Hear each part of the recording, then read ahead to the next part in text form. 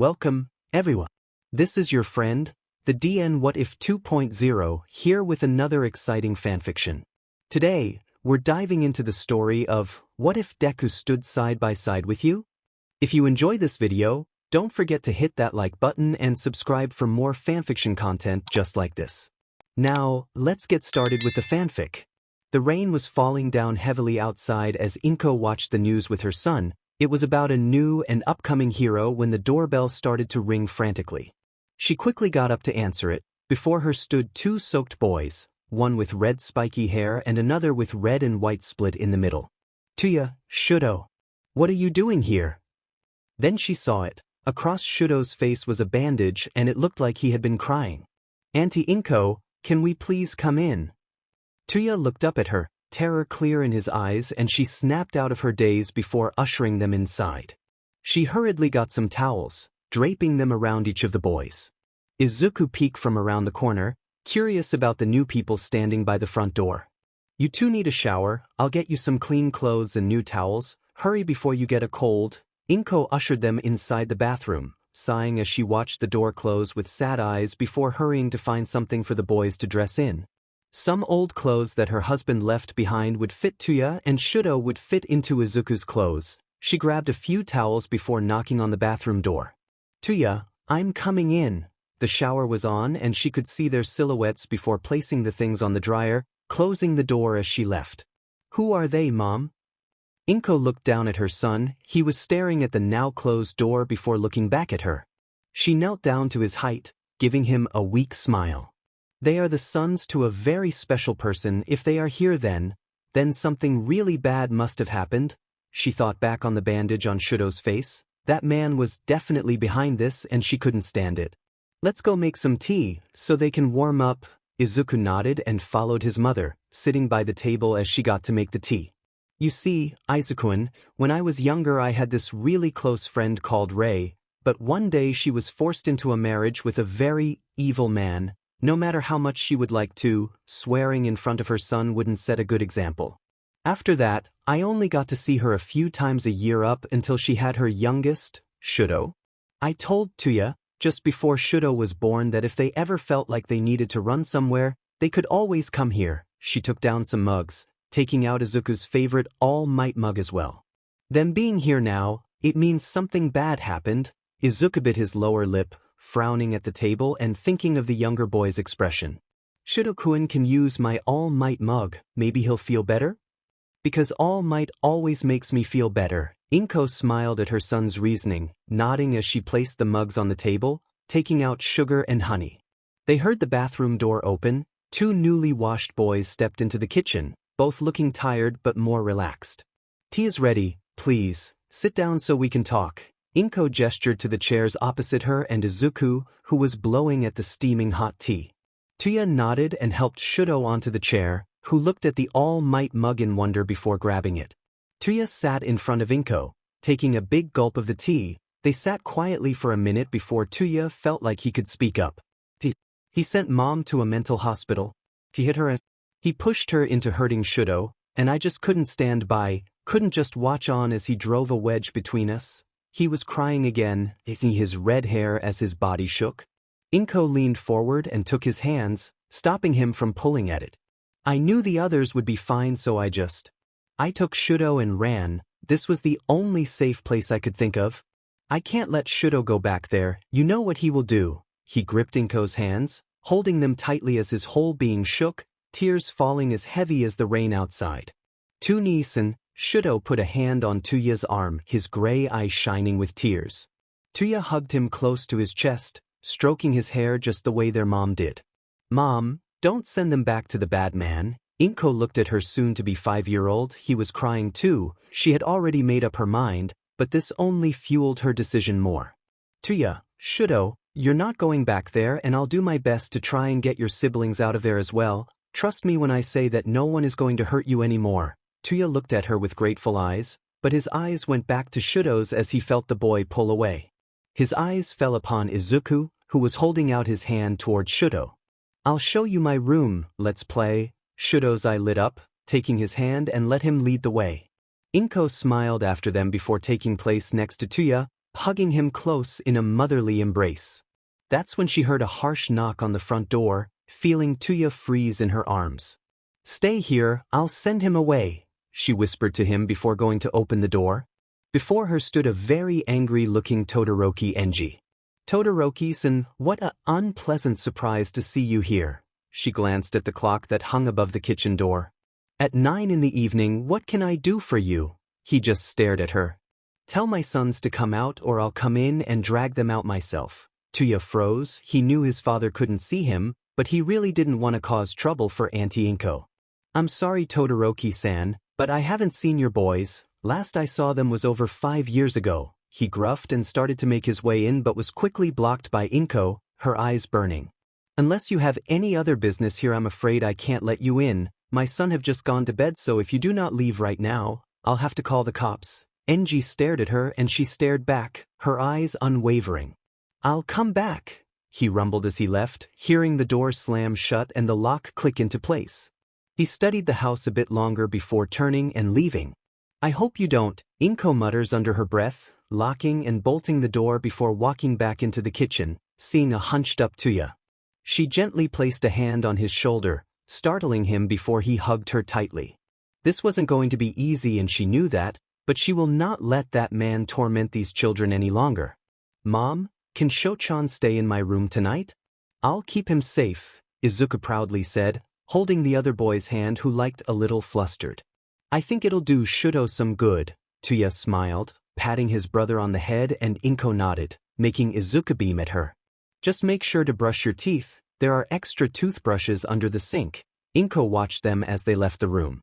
"He's going to make a fine hero someday," Tuya mused, happy to see that Shudo finally had someone to play with.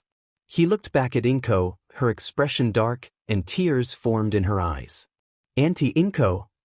He stood next to her, making sure she wasn't hurt anywhere. "Izuku. Izuku is quirkless. We found out not too long ago." She rubbed her eyes, thinking back to the heartbreak her son had experienced. Tuya's eyes widened slightly, before taking on a saddened expression. "But I'll be here for him no matter what, even if he wants to try out. For Yude when he's 15, I'll always support his dreams if they may seem far away." The morning soon came. Inko woke up in her bed. She had insisted that Tuya should sleep in it, but he turned her down and took the couch. She checked into Izuku's room. The boys were holding hands in their sleep and Izuku had given Shudo his All Might plush. She checked on Tuya who was sleeping soundly on the couch, the blanket laying half on the floor by now. She made her way into the kitchen, picking up her phone to make a silent phone call to one of her older friends who worked within the police department. It rang a few times before a man picked up. "Naomasa, it's me, Inko, I need your help." "Inko, what can I do for you?" Tsukachi Naomasa smiled softly. Inko had been like an older sister to him as they grew up. Even if they didn't talk too much by now, he would still consider them as close as family. But he had not expected the words that came out of her mouth, a deep frown on his face, and his gut wrenched as she started to sob into the phone. "Naomasa, I need your help. It's about Endeavor's children. They need to get away from that man." Although it was quite common for people to accuse pros for doing bad things, and most wasn't even true, but this was Inko and she had never once lied to him. "I'll be over there within the hour, I just need to tell Tsuragami-san that I will be out." He quickly hung up, talking to his chief before stepping out, bumping into none other than All Might. "Heading out, I see, a villain on the loose?" He beamed, looking down at his friend who gave a short nod. "I believe so, I have a house call actually." He walked past All Might, knowing he would follow him, which he did. He explained the phone call he had just gotten, believing every word that Inko had relied to him as All Might just silently listened. They rounded a corner and got into one of the police cars, driving in utter silence as Naomasa was thinking everything through. "Are you sure you want to join in on this? You sort of just followed me." He spoke as they were almost there. "If it is as serious as you think it is, then I'll come and make sure they are safe in the house." Naomasa only nodded, parking in front of the house. He knocked on the door a few times before speaking. "Inko, it's me, Naomasa." The door quickly opened, and a green blur threw herself into his arms, making him stumble backwards. Easy there, it's good to see you too, he hugged her back, looking over her shoulder to see two young boys and a boy that looked to be a teenager. But they were staring at the man behind him. He doesn't blame them as it's not every day you see the #1 hero so up close. It's so good to finally see you again. Last time was before I had Izuku, she released him, studying his face before her eyes drifted to the man beside him. He smiled as her mouth just hung open. You'll catch flies like that? He teased lightly, and she snapped out of her daze. You didn't say you were bringing a hero, but do come in, the boys and I were just having breakfast. She ushered them inside and into the kitchen, handing them each a coffee cup. She eyed the boys, still standing the hallway completely starstruck. Tuya, sweetie, Naomasa is here to help. Would you please tell him the whole story? She snapped the boys out of their daze. Tuya studied her with a worried look, but she gave him a reassuring smile. It's All Might. Izuku beamed up at the man. Both he and Shudo had stars in their eyes, and it gave her an idea. Izuku-kun, why don't you and Shudo show him your room? I'm sure he would be flattered. The boys looked at each other before nodding, each grabbing All Might's hand and lead him towards Izuku's, now also Shudo's room, both talking over each other. Now Tuya, if you would place your hand on top of mine, we'll begin. Inko and Tuya sat across from Naomasa. Tuya looked at Inko for reassurance, which he got, before placing his hand on top of Naomasa's. Now, begin from the start. The very first or just from last night? He put a recorder on the table. It was easier than taking notes. The very first, if you could. Tuya took a deep breath before he went into it, how their father had bought their mother and brought her into a quirk marriage, how he abused their mother and how it got worse when Shudo was born. He told him about how Shudo got the scar and how their father had sent their mother to a mental hospital. After he had told him everything, he was once more crying into Inko's shoulder, who was holding him close. Naomasa sat in silence. Who would have thought that someone as beloved as Endeavor was actually a total piece of shit and treated his family so poorly? Tuya, sweetie, why don't you go and play with the boys so I can talk to Naomasa? We'll eat something after, okay? She wiped away his tears, smiling at him, and he nodded. Once he left, All Might stepped in, looking like he was deep in thought. I guess Shudo and Izuku-kun told you about yesterday? Inko asked politely, and All Might nodded, sitting next to Naomasa. So, what do you want to do? The boys are currently taking refuge here since you are the closest thing to a family they have. Naomasa studied as she looked at the table before meeting his eyes. I want to take all of them in, up until Fuyumi is 18 where she can decide what they should do, or until we can get Rei out of that mental hospital. But up until then I want them as far away from that man as possible, and I want Rei to be in my care as well, or he'll use her against them. The policeman nodded, writing her statement down. All Might, are you all right? You appear to be steaming. Inko's word drew Naomasa's attention, but it was too late. A puff of smoke covered the room, and before her sat a man that looked a lot like All Might but slightly shorter and less muscular. They sat in silence before Inko let out a small giggle, both of them looking at her. Sorry, I didn't mean to laugh, but it was such a shock. It must be tiring to be in that form all the time. She smiled gently at All Might, who gave a small blush. Inko dash. I won't tell anyone, don't worry about me. She smiled at Naomasa, who smiled in return, giving an affirmative nod. They soon packed up after talking a little bit longer, and Naomasa promised he would dig deeper into Endeavor, just in case the evidence on young Shudo's face and the recording wasn't enough. He would need a statement from their mother as well, maybe even have her give him permission to remove the children from Endeavor's care and into Inko's as a foster parent. To think that someone like Endeavor could do all of this, to his own family nonetheless. Yagi Toshinori frowned as they entered the police car, watching as Naomasa pulled out his phone to make a new call. He watched as he talked on the phone before hanging up, smiling to himself. Did something good happen? Naomasa nodded as they made their way back towards the station. I got a little help from a certain underground hero to keep them safe. I'm going to have to write an official report stating that the boys will be in Inko's care from now on as the investigation is in full bloom. There was a clear goal here, and Yagi wanted to help out as much as possible. He thought back to how young Shudo had looked when he told him about Endeavor and what he had done to their mother. He also thought back to young Izuku, who seemed to be very smart for someone his age. His quirk notes were amazing, and he left his heart clench when he learned that the boy was quirkless. They reached the station and Naomasa went straight to work, quickly typing up an official email where it states that Todoroki Tuya and Todoroki Shudo will be in the care of Midoriya Inko until they can settle the investigation.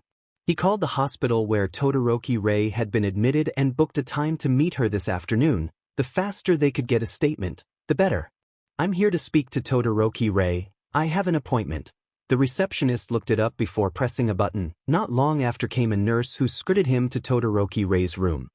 He knocked on it before he pushed it open, his eyes falling upon a female with snow-white hair and gray eyes. "Hello, my name is Tsukachi Naomasa. I'm a detective from the police department." He closed the door behind him and taking a seat opposite her. He could see that she had been crying as well as a couple of fading bruise marks on her arms.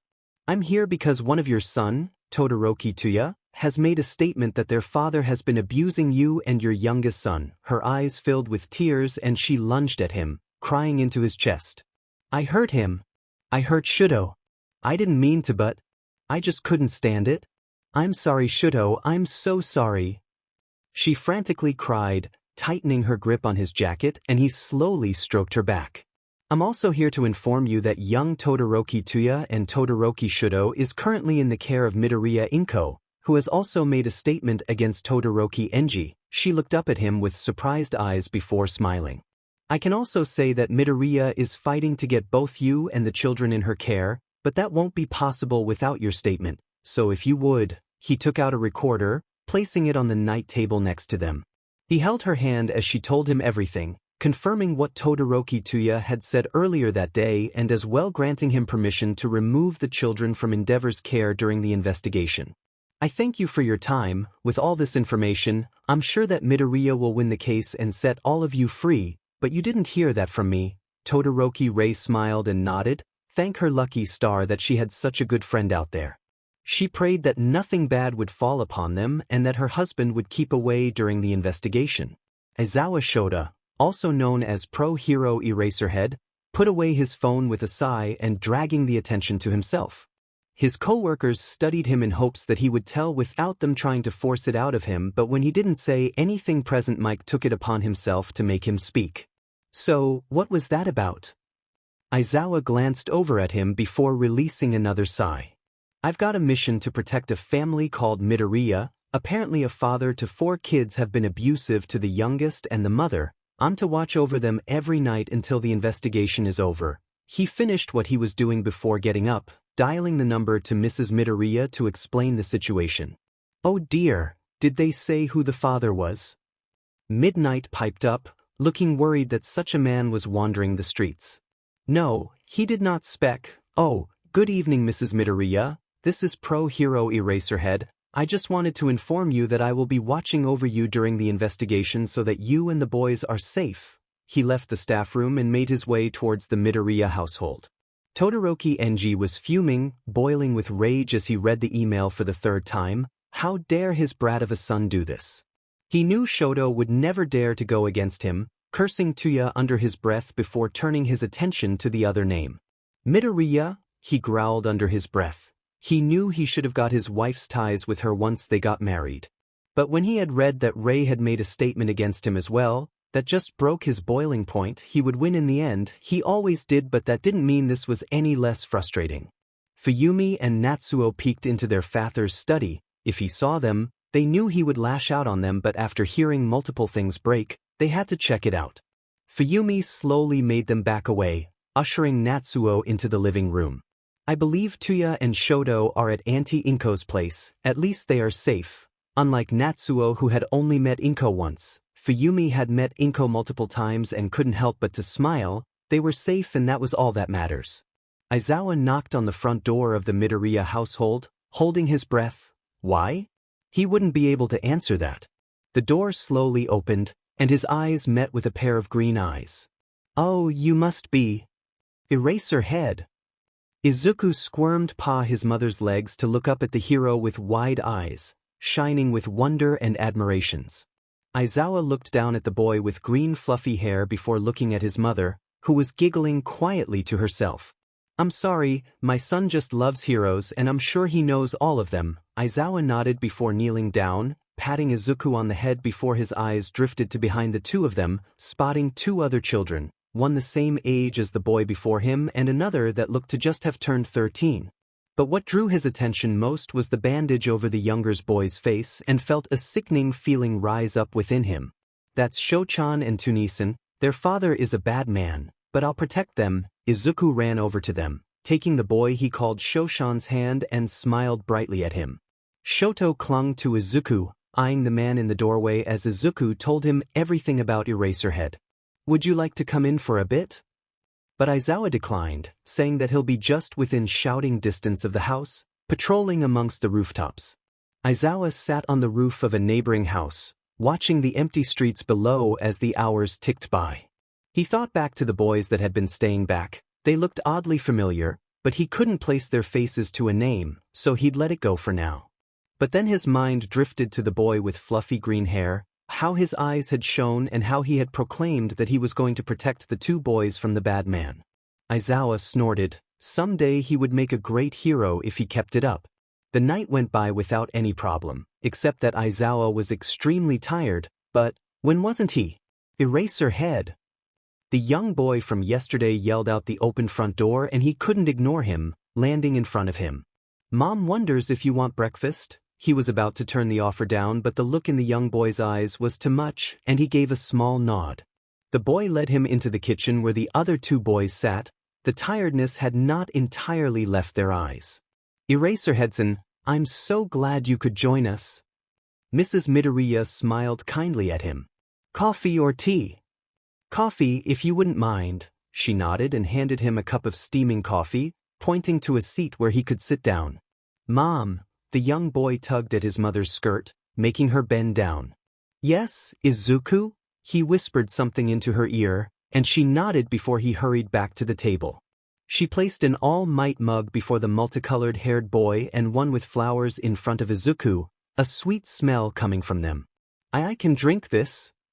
The multicolored-haired boy spoke up, looking unsure at Mrs. Midoriya, who looked at him with a slightly stunned expression. She kneeled next to his chair, stroking his hair with a kind smile. Of course, you can, sweetie, just be careful since it's hot. His eyes went from her back to the mug as he slowly lifted the mug to his lips. His eyes lit up only to fill with tears, but he didn't stop drinking until the mug was half empty. Shoto, Tuya murmured, pulling his younger brother into a hug. The smaller boy sniffed and Inko rubbed his back. It's just like Mom's. He spoke softly into his brother's chest, trying to wipe away the tears as he hiccuped. Izuku jumped down from his chair and went over to them, putting his hand on Shoto's back next to his mother's. It's okay, Shoto, you'll see her again soon, Tuya promised, and Shoto nodded, sitting back into his chair. Aizawa looked at them and he felt horrible. How could someone hurt such innocent young kids, whoever it was needed to be locked away? They ate breakfast in peace, the two youngest occasionally talking about heroes and what they wanted to do in the future. Aizawa didn't know why, but he wanted to see them in his class once they were ready. He also hoped to see the oldest as well. Eraserhead, can you sign my notebook? Izuku held out a notebook. On the open pages was a drawing of him and a detailed analysis of his quirk and scarf. He bent down and read the page, surprised by how well written and correct it was. He nodded and accepted the pen Izuku gave him, borrowing the book to write his signature underneath the drawing. I'll see you tonight, he mumbled, ruffling Izuku's hair, who ran over to watch the news with Shoto and Tuya. Eraserheadson, can I talk with you for a second? Aizawa nodded and they went outside, standing in the rising sun. Is there a possibility that you could take Izuku and Shoto to daycare tomorrow? On your way home? I'd go myself, but if he showed up... She didn't dare to finish that thought, a frown forming on her face. I don't mind, as long as you inform the daycare. He nodded, glancing into the apartment, seeing the three boys watching TV whilst talking. Great, now I just need someone to pick them up, but that should be an easy fix, I hope. She smiled brightly at him as she bid him goodbye. Instead of heading home, he went straight to Yude. Maybe he could talk to the principal about this situation. He was sure the animal would be willing to help, especially if he found out that a boy genius was involved. He entered the staff room. It was empty, of course, but he knew that the principal would already be there as he knocked on the door. Come in, Aizawa pushed the door open and stepped inside, laying eyes on the white mammal. "Ah, Aizawa, do come in, sit, have a cup of tea." The principal looked at him with curious eyes as Aizawa stood in front of him, clearing his throat. "I have a few things I want to discuss with you." The animal nodded and Aizawa started his lengthy explanation and story that was currently happening at the Midoriya household. "Izuku, Shoto, it's time to wake up," Inko spoke lightly, pulling the boys back from dreamland. "Mom, good morning." Izuku sat up and rubbed his eyes, smiling at her, before turning his attention to Shoto, who sat up next to him. "Good morning, Shon." Shoto let out a small sound, acknowledging him as he tried to rub the sleep from his own eyes. Inko laughed quietly. They were almost complete opposite, but maybe that's a good thing. Inko put out some clothes for them before heading back to the kitchen to finish making breakfast. Not long after came the two boys, holding hands as Shoto was still half asleep. "Is Sho-chan coming to daycare with me?" They sat next to each other. Shoto once again had the all-might mug. She knew Izuku would insist on it. "That's right, I've told your teachers that he'll be going with you from now on, and Eraserhead-san will pick you up and walk you." Izuku cheered as a sleepy Tuya made his way into the kitchen, yawing and stretching before plopping down on a chair opposite of the kids. Inko stroked his spiky yet soft hair, placing a warm mug of tea in front of him. "Eraserhead." Izuku cheered, making his mother give him a weary smile, placing the breakfast in front of them. "What will I be doing? Should I go to school or?" Inko shook her head, giving him a knowing look, and he nodded. If he were to leave, his father would most likely hunt him down and use him as bait to get Shoto back. They both knew that Enji would do anything to get Shoto back. Shoto being protected by a pro to and from school, as well during all the hours when he's home, made it safe for him to go outside, and besides, Izuku would stay home if Shoto did. "I think it's better if you stay home for a bit," Inko smiled. "Home?" Shoto spoke up quietly, his eyes widen in slight fear, but before any of the two could say anything, Izuku piped up. "Yes, this is your home, that's what Mom says." The fear was instantly gone from his eyes, shining with realization as a tiny smile spread across his lips. "That's right, but once your mother and other siblings joins us here, we're going to need for something bigger." Inko placed a finger on her chin, thinking about where would be the best place to move, somewhere with a big garden so all the kids could play and Ray to relax. The doorbell rang, shaking everyone from their thoughts. "Mrs. Midoriya, are the boys ready?" Everyone let out a sigh of relief as Inko went to open the door, almost feeling shocked when she saw a small animal on Eraserhead's shoulder. "This is the principal of Yuda High, Nizu. He came to meet the boys." Nizu jumped down, bowing his head slightly as a greeting. "Oh, do come in." She glanced at the clock. "You're early, is this the reason why?" "That's correct. The principal was adamant that he needed to meet the boys, so I had to bring him." "No offense, Eraserhead-san, but what is the principal of Yuda doing with you?" Inko watched as Nizu approached the boys, studying their faces with a serious expression.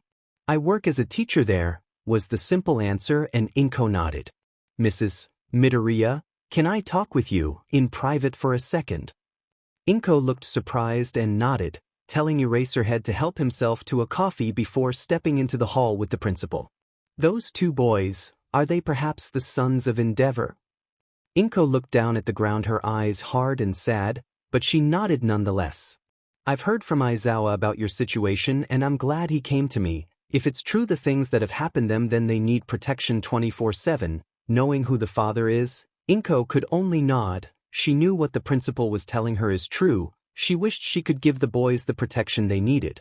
"Fret not, Mrs. Midoriya, that part have already been taken care of. As from today on, a hero or sidekick will always be by your side. Aizawa will take the two young ones to daycare and another will escort them home." Inko fell to her knees, feeling so thankful that there were so many good heroes out there willing to help.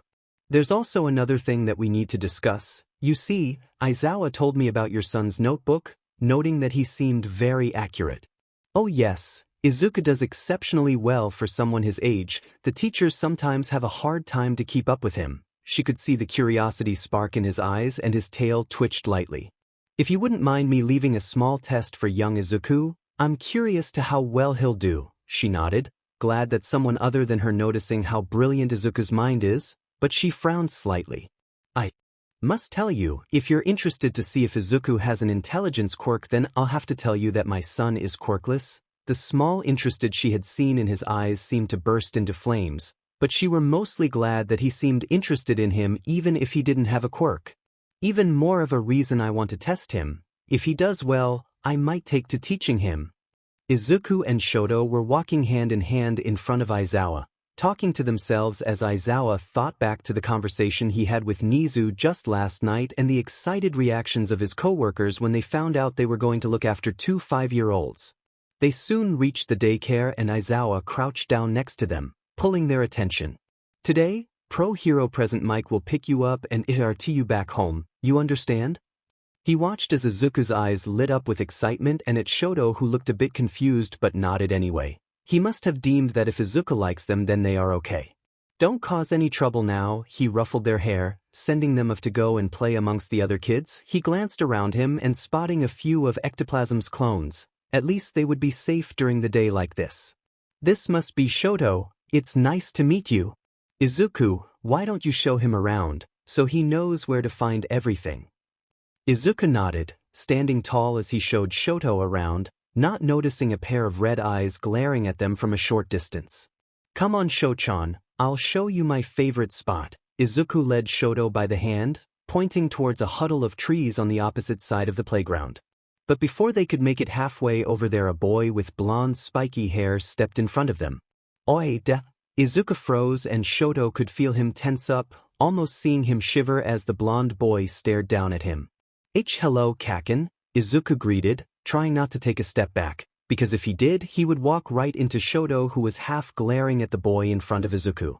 Red eyes turned to him, staring him down before his eyes moved to a fresh bandage. Inko had changed it this morning. Who are you? The boy called Kaken half growled and Shoto did not like his tone. I'm Shoto, a friend of Izuku. Who are you? He huffed, glare growing even deeper. I'm Katsuki. Why would you want to be a friend of Deku's? He's useless, Katsuki smirked, eyeing Izuku as he flinched a bit. Izuku is not useless.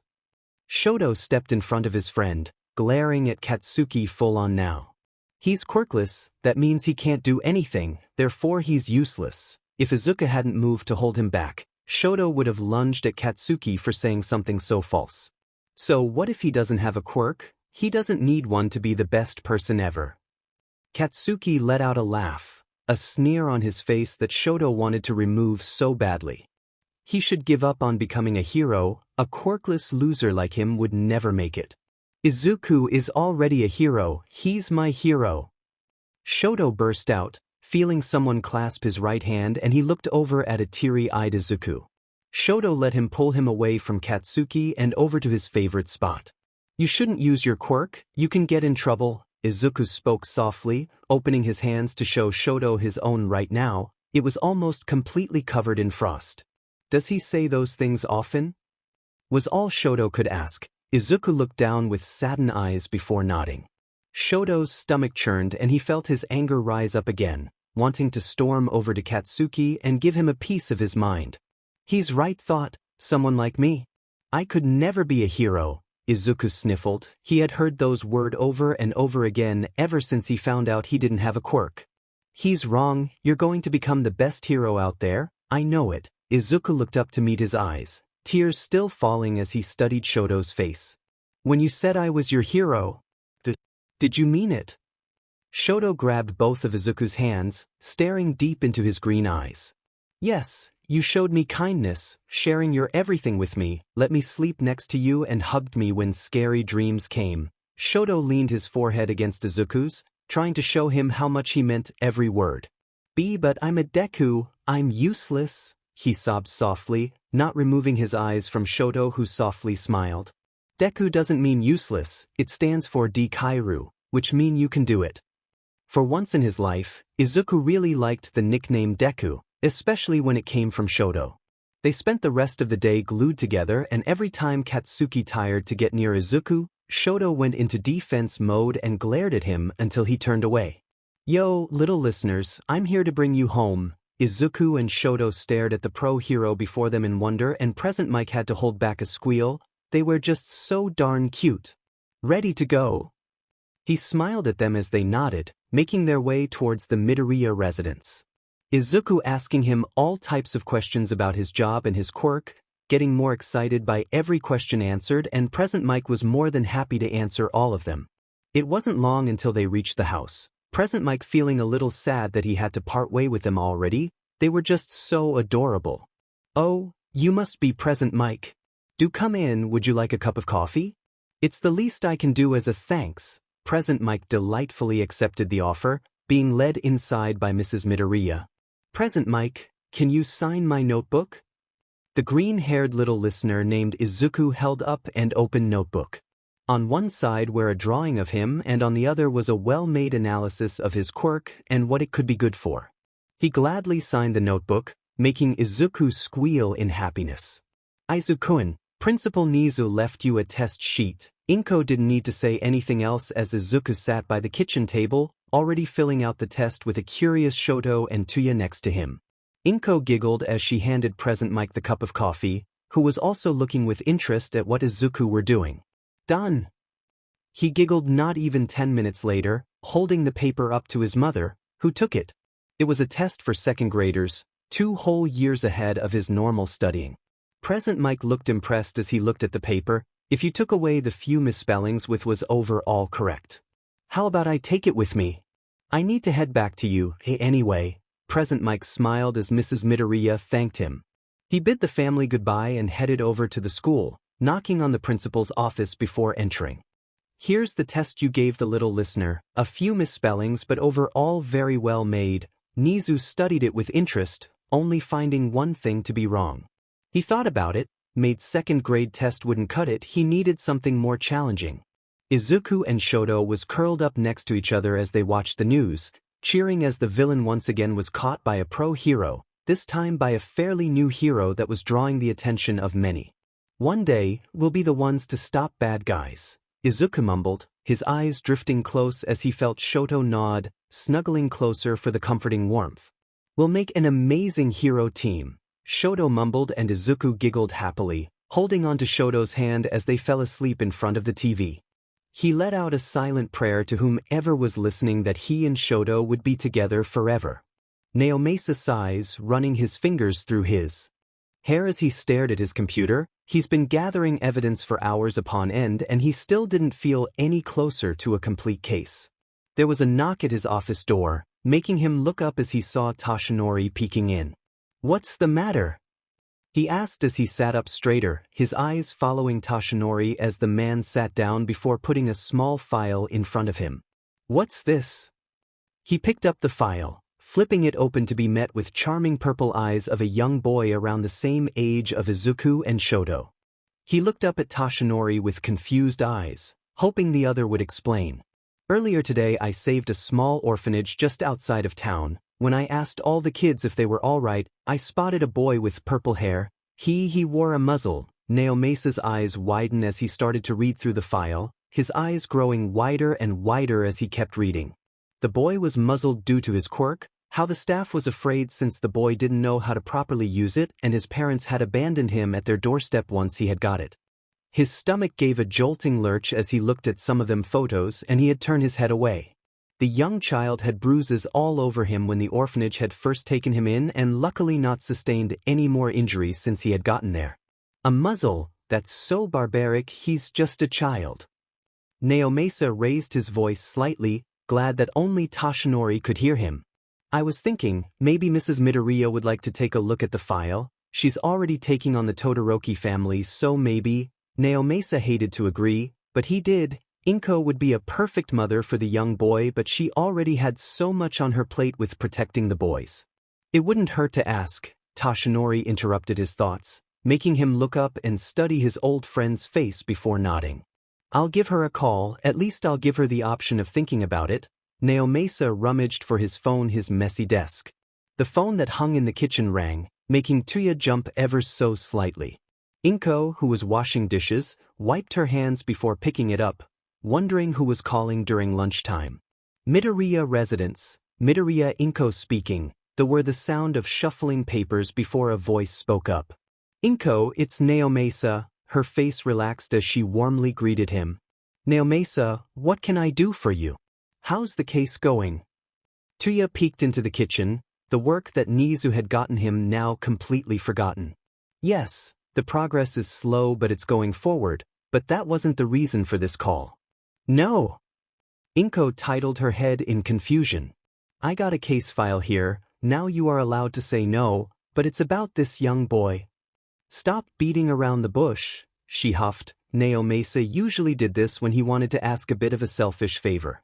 There's this boy who lives at an orphanage a bit outside of the town. He's forced to wear a muzzle due to his quirk, and I was wondering if you could take a look. I understand that you're busy with the to-do. I'll do it, I'll take the boy in. Naomasa was quite on the other side before letting out a soft chuckle. Yeah, I knew you would. 2 days later, Inko and All Might, who was in his smaller form, went to the orphanage together, leaving present Mike and Eraserhead in charge of the boys.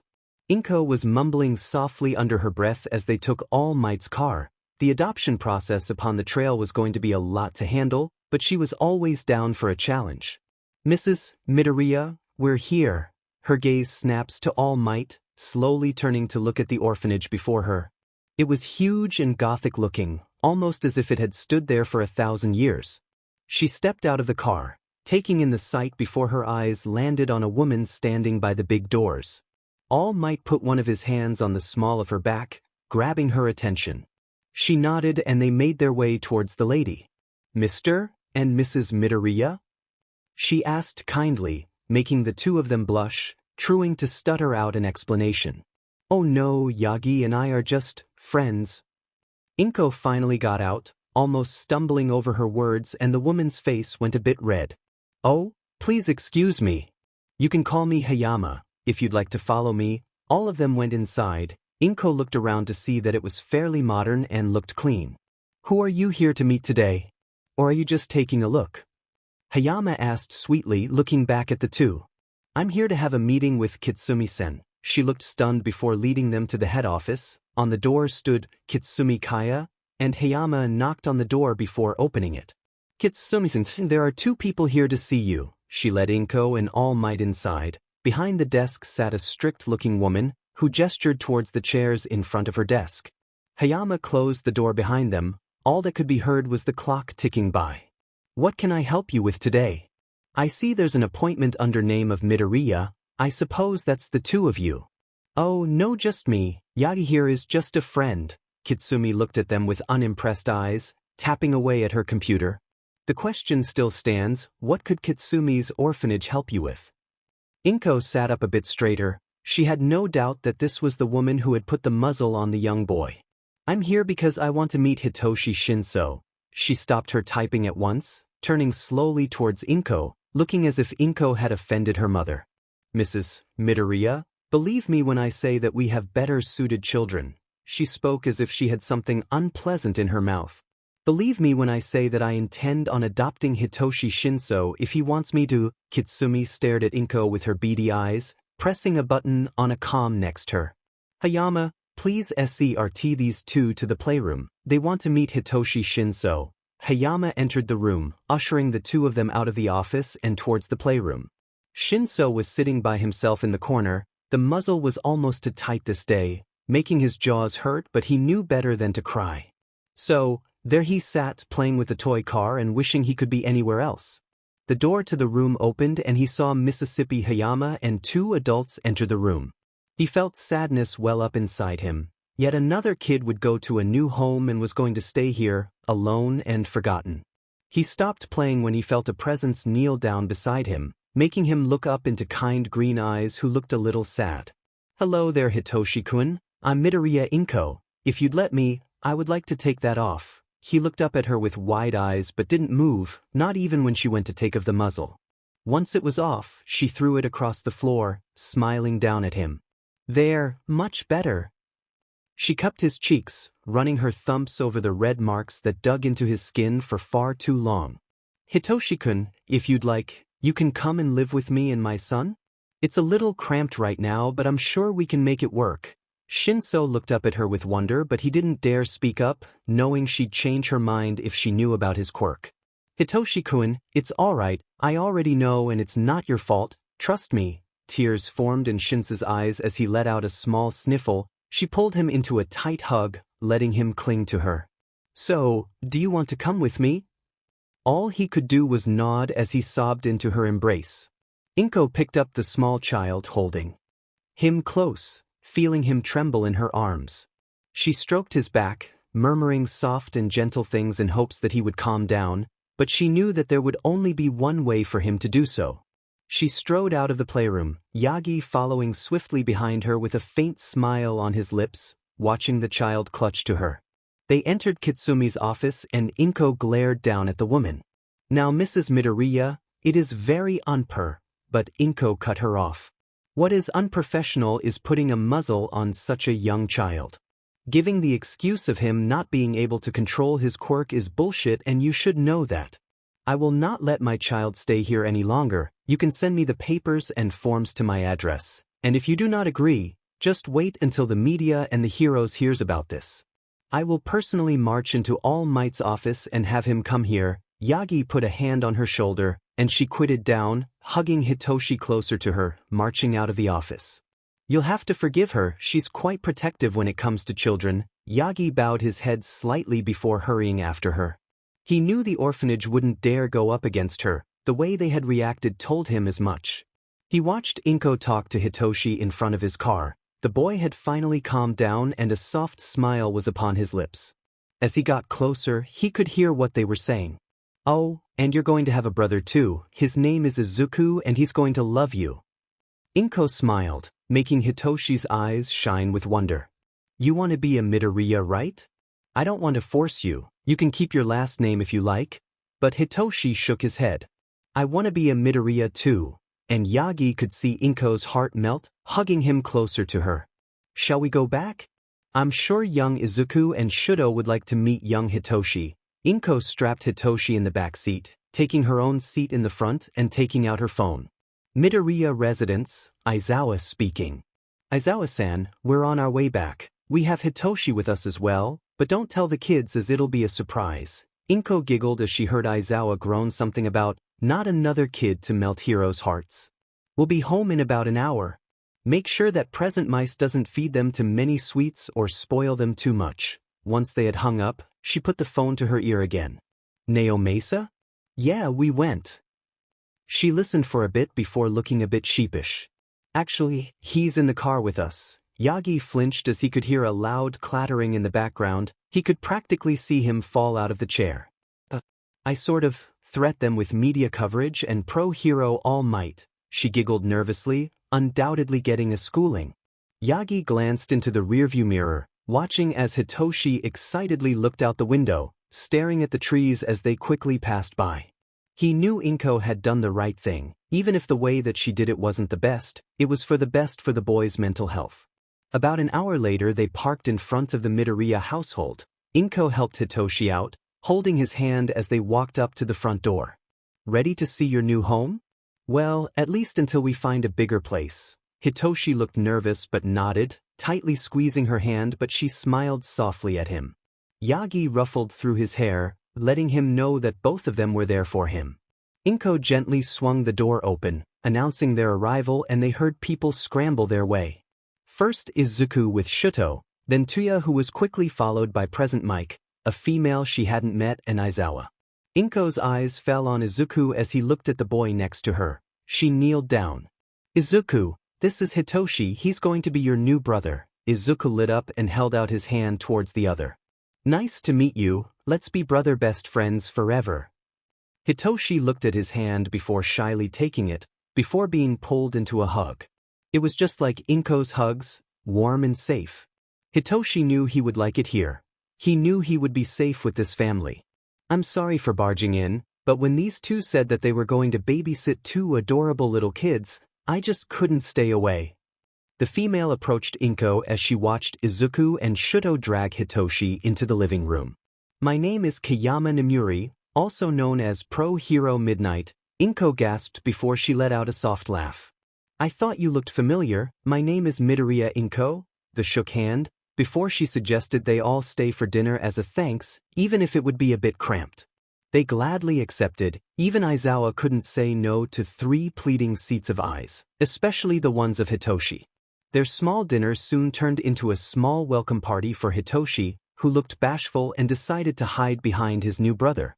It was slowly becoming too much and Aizawa had to step outside, taking a deep breath of air as he watched the stars slowly lit up.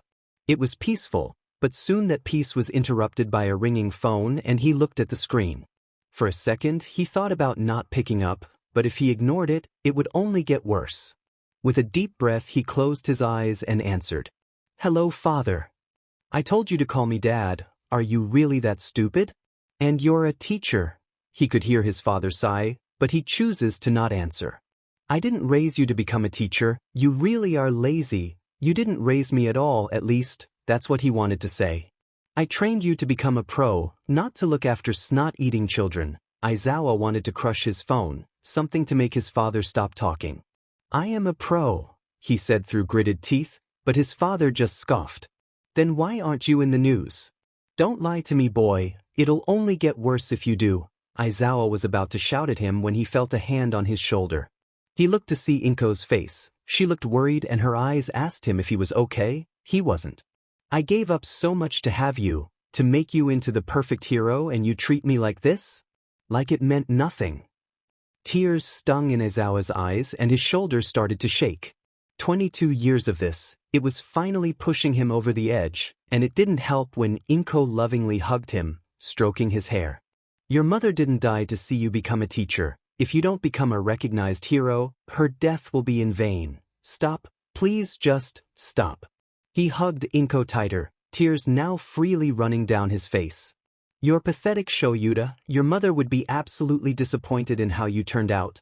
The phone went dead and he knew that his father had hung up, but he didn't care. All he could do was cling to Inko as she tried to soothe him. They stood like that for what felt like hours before she pulled back to look at him, wiping away his tears, her eyes swimming with worry. Did you hear?" His voice was coarse and small. He tried to avoid her eyes, but it was impossible as her eyes held so much comfort. "Just after you declared that you're a pro." He sniffed and nodded, biting his bottom lip. Do you wish to talk about it?" "You don't have to, of course, but you might feel better." Aizawa was quiet for a while before nodding. Inko smiled softly, opening the front door. "Aizawa and I are going for a little walk, Yagi-san. Can you make sure the kids don't stay up late?" "Will do." She closed the door, turning to Aizawa, looping her arm in his as they start walking. They walk in silence for a while, Aizawa calming down enough that he wasn't crying anymore, and he took a deep breath. "In the beginning, we were just a normal family. My mother, she was an amazing pro hero, but she died to a villain when I was only 7. That's when it all began, the abusive behavior, that is. Father was never in my life before Mom died, but that didn't bother me since I had her. He brutally trained me, much like Endeavor to Shudo. He pushed and expected perfection. Every time I said I couldn't do it, he would say how it was my fault that Mother died, how I made her weak, and if I didn't become a pro hero she would be disappointed in me." Inko wanted to rip Aizawa's dad's head off. Seemed to her that she need to rid 2 people now and she would gladly do so. "When I graduated UA, I finally moved out, but it never ended, and if I ignored his phone calls he would come to my apartment, threatening me, tearing into me and making sure I knew my place." Tears was rolling down his face again. He felt Inko pull him into a tight hug, whispering soothingly as she stroked his hair. "Aizawa, you listen to me and you listen good." She cupped his cheek, looking deep into his onyx eyes. "I know I can't erase your past, but I'll be dead if I don't make your future brighter. You are an amazing teacher and a wonderful hero. Nothing he says will take that away, and I will support you no matter what." All he could do was listen, but she wasn't done yet. "Everyone back at the house? They adore you. Izuka loves you because you're a true hero and your friends? They need you as much as you need them. Back in the apartment, you have a family that loves and adores you. Even if we just met recently, you've already become a part of the family." Aizawa hugged her tightly, hiding his face in the crook of her neck. "Your mother would be so proud over the person you've become, believe me." And he did. He believed her, and he knew he would always believe her. Inko stood by the sink, finishing up the last dishes. Almost everyone had gone home by now and the boys had fallen quiet. almost scarily so. She wiped her hands on a towel before looking into the living room, having to stifle a giggle upon laying her eyes on the couch. Aizawa was laying face down with Tuya pressed to the back and the kids laying all around them. They looked peaceful and content, like a big pile of brothers having a cuddle fest, and it was the cutest thing Inko had seen in a long time. She quickly snapped a photo, sending it to Yamada and Kayama. She covered them with a blanket, moving the smaller boys around a bit so they wouldn't fall face first of the couch. Tuya blinked up at her tiredly before snuggling into Aizawa, falling into a deep sleep once more. Inko studied Aizawa's face a bit closer. He had a scar on the right side of his forehead and the rings under his eyes were dark. She had no doubt that the scar was from his father, and those dark rings, they bothered her a bit. She strokes the hair out of his face, seeing him relax into her touch, making her smile. Before heading to bed, Inko snapped another photo of the boys, deciding to print it out and put it on the fridge. She knew that once everyone was here, everything would be all right. She turned off the lights in the living room, getting to her own room to sleep, staring at the ceiling as she slowly drifted into a peaceful, yet dreamless sleep. Aizawa woke up the next morning, teetering in the edge of falling of the couch. He rubbed his eyes and turned around, seeing 3 children being wedged between him and Tuya. He thought back to what Inko had said the day before, blushing slightly as he watched Hitoshi snuggle closer to him. Footsteps made him turn his head, his onyx eyes meeting shining grass-green ones, who was smiling at him. "Good morning, did you sleep well?" Inko spoke softly, hoping to not wake the other boys, and Aizawa nodded. "Seems like the rings under your eyes have faded a bit, that's good." Inko sighed softly, making her way into the kitchen to start with breakfast. Aizawa slowly made his way off the couch and into the kitchen. The clock on the wall showed it was a little bit before 7, at least he wasn't going to be late for work. "Midder." "Inko is fine," she swiftly cut him off with a smile. He nodded and cleared his throat. "Inko-san, I was thinking, maybe I can take the boys to UA with me? If you wouldn't mind." Inko looked surprised before giving him a teasing smile.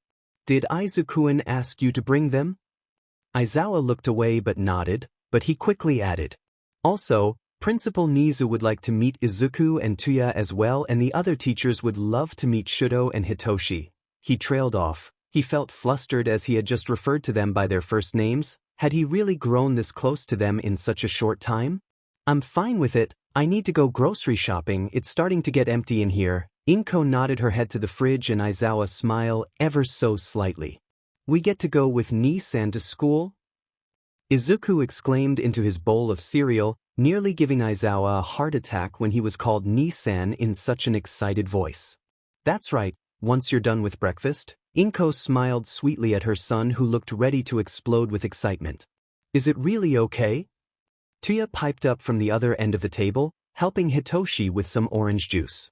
"Yes, Principal Nizu would like to speak to you and is Midoriya-kun, so there won't be a problem." Everyone decided to ignore Aizawa's slip-up, but Izuku's eyes did shine a little brighter.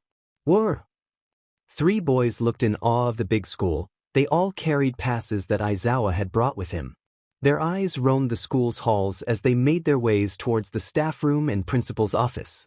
Izuku was walking in the middle, Shudo to his right and Hitoshi to his left. They walked hand in hand as they took in the big school, and Tuya was right behind them. Aizawa opened the door only to be pushed to the side, Yamada and Kayama cooing at the 3 young boys who smiled at them. "Midoriya, Todoroki, let's go to the principal's office." Tuya looked down at his brother, who gave him a nod, even if he seemed to be reluctant of letting go Izuku's hand, but eventually did. Aizawa entered the office with the 2 boys in tow, hearing how the other teachers cooed and awed over the other 2 boys that stuck close to Yamada and Kayama. "Ah, Todoroki and Midoriya. Just the people I wanted to see." Nizu looked up from his paperwork, studying the 2 boys in front of him. He went into an explanation on how he wanted Izuku to be his personal student and how he wanted Tuya to come here and study, getting him ready for the entrance exam and hoping to enroll him a year early, if he did well. Both boys seemed confused but excited about the idea, and it was decided the 2 of them would come 3 times a week to study and train. "Tuya, Izuku, got your lunch boxes? Shudo, did you find your shirt? Hitoshi, you can bring that toast with you." Inko ran around, helping the boys find and fix everything before one of the pro heroes came to pick them up. "Moom, I can't find my All Might pen." Izuku's voice rung from his room, that he now shared with Shudo and Hitoshi. "Didn't you pack it yesterday?" It was quite before she heard running feet coming towards her. "Found it." Izuku waved his favorite pen around. She had finally gotten all the boys to the front door, dressed and well-fed, just in time for the door to ring. "All Might." The young boy's eyes sparkled when Inko opened the door, revealing All Might in his full glory, beaming down at them. "No need to fear, for I am here," he said loudly and gave a hearty laugh. "Oh my, I didn't know that you would come by. The boys are going to daycare and you—" Inko placed her hand on her cheek, looking slightly confused at the sudden appearance. "I am here to see them. Principal Nizu is expecting me." Before they left, Inko insisted that All Might took a toast with him, hearing that he hadn't had breakfast. "We are here to leave Shudo and Hitoshi at daycare." They had arrived at the daycare, Shudo and Hitoshi sitting on either side of All Might's shoulders, and Izuku was getting a piggyback ride from Tuya. When the other kids spotted All Might, they quickly surrounded him, their eyes big and sparkling. Katsuki was looking on, standing a bit farther away, his eyes looking for Izuku. He spotted him, on the back of a red-headed boy, and he looked really happy as he waved goodbye to Half and Half. He could feel his anger rise. "Will Shochan and Toshikin be okay?" Izuku asked, leaning his head on Tuya's shoulder to see better. "They'll be all right as long as they have each other, I'm sure of it," Tuya reassured, nuzzling his cheek against Izuku, who in turn giggled. They soon reached UA, and even thought Izuku had already been there once before, he was still excited to see all the students. Talking about students, they were all staring at them, while they were staring at All Might. "All Might, I think you're dragging too much attention, I think we'll be SW-." But he couldn't finish his sentence as a swarm of students surrounded All Might. Tuya sighed, shaking his head in annoyance before heading towards the gates of UA. They had gotten their own cards in order to pass the gates safely. Izuku was looking behind him to see All Might getting smaller and smaller the closer to the front doors that they got. Normally he would feel scared, but he had Tuya and Aizawa was inside, so he knew he would be fine even without All Might around. Tuya knocked on the staff door. A shuffling could be heard from inside before the door slid open and Aizawa came into view. He looked annoyed until he noticed it was only the boys. His expression went from annoyed to confused back to annoyed in seconds, which was quite impressive. "I thought All Might would see you here," he huffed, leading the boys inside. "He did until he got swarmed by the front gate. I'm sure he'll be here so dash." For the second time in less than 10 minutes he was cut off by a swarm, the teachers now standing around him as they cooed at a starstruck Izuku, so he couldn't really blame them. After 10 minutes of heroes playing and talking to Izuku, All Might walked in, looking quite flustered as he straightened his yellow suit. "I'm sorry I'm late." The students were quite excited. He looked up to see Tuya talk to Aizawa, and Izuku was being lifted into the air by Present Mike. "Now that we are all here, let's get started." Everyone startled a little as they heard Nizu speak up, turning their attention towards him. He motioned for Tuya, Izuku, and All Might to follow him into his office. "While Midoriya is studying with me, you and another hero will look after Todoroki's education and training." Nizu patted Izuku on the head, watching as the child drew on a piece of paper. "During the mornings you will have normal classes, you will send lunch in here with Izuku, and afternoon classes you will train with All Might." Tuya nodded. "Just one question, who is my other teacher?" "She should be here any minute now." "Man, that flight was so long, I really tired my wings out." A female with shoulder-length white hair sighed, stretching her large soft blue wings, a pair of custom-made noise-canceling headphones around her neck.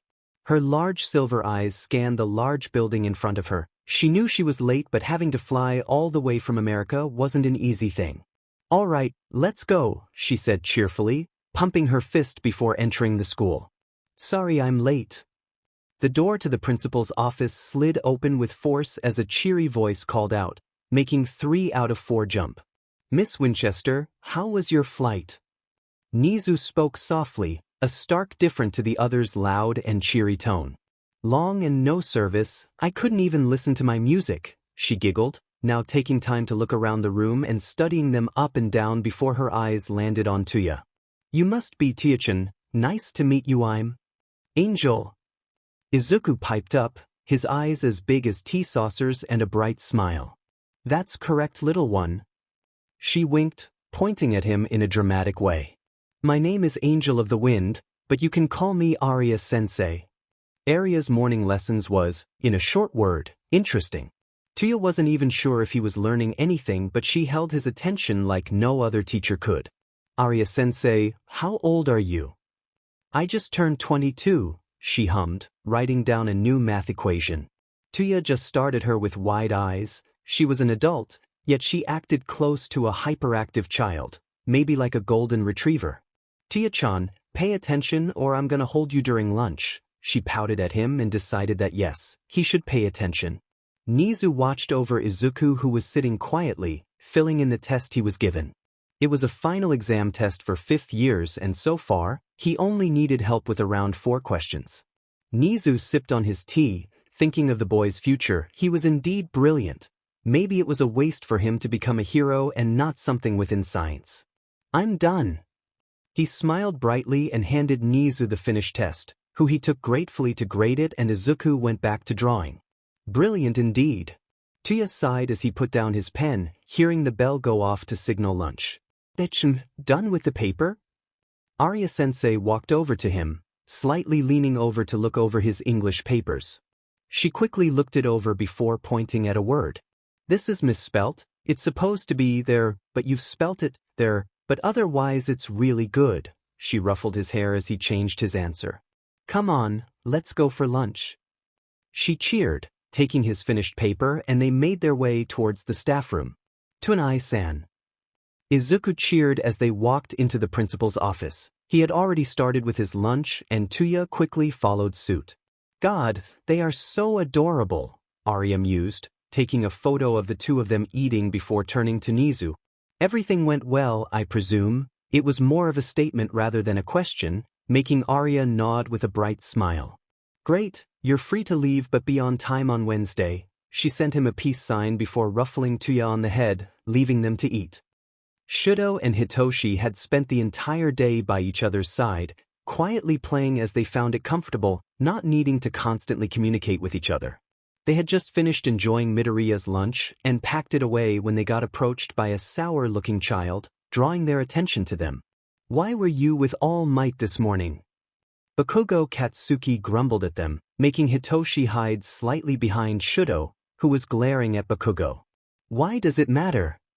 Shudo coldly answered, making Bakugo growl lowly. Why isn't Deku here?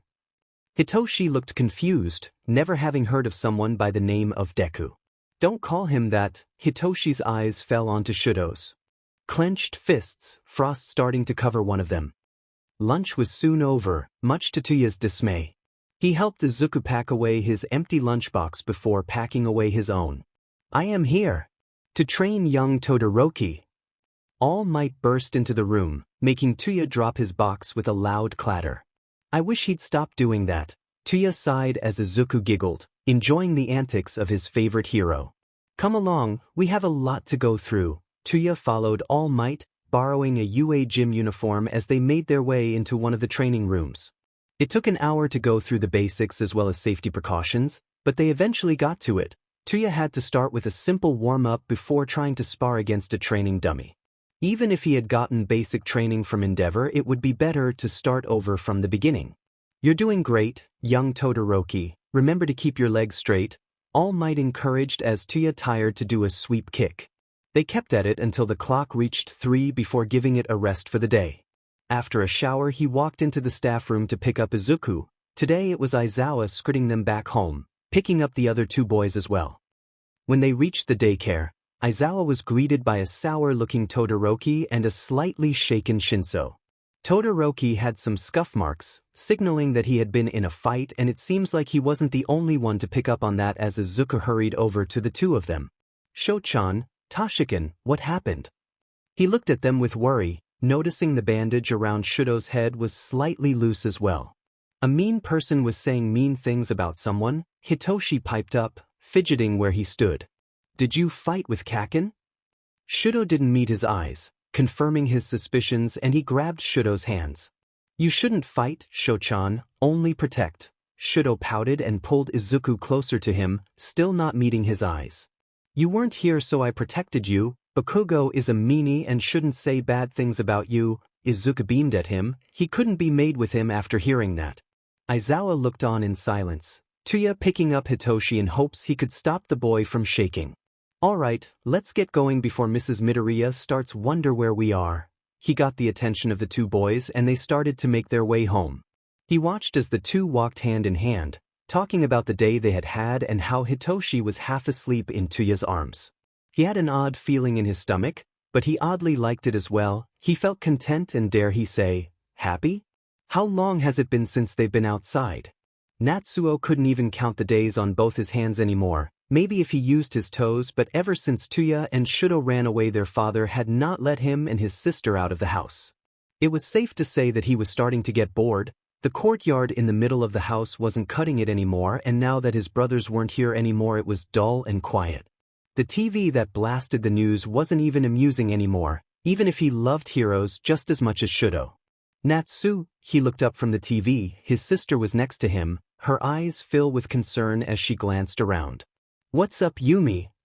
She fidgeted next to him, making him reach for the remote to turn off the TV. Don't.